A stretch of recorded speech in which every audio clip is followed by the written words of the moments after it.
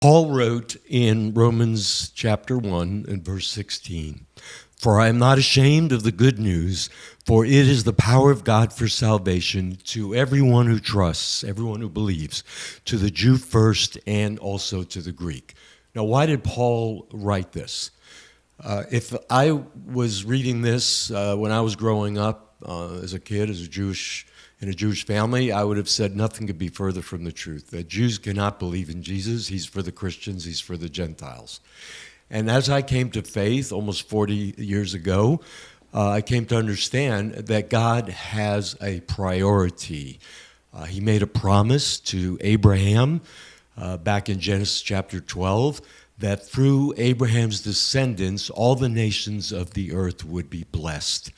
And what greater blessing is there that is salvation through Messiah Yeshua, that he came to first the lost sheep of the house of Israel, but also then to all the nations, to all the Gentiles.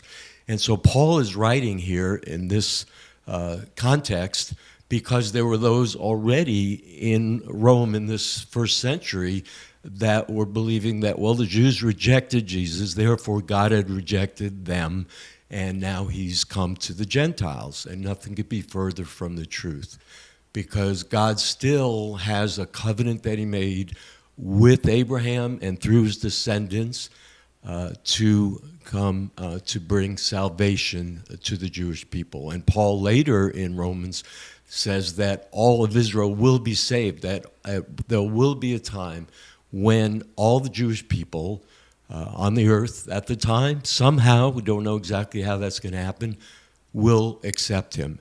But meanwhile, there is still that priority to the Jew first. And so as we continue to read through Romans, we see that Rav Shaul, the Apostle Paul, still is holding to that priority that God has.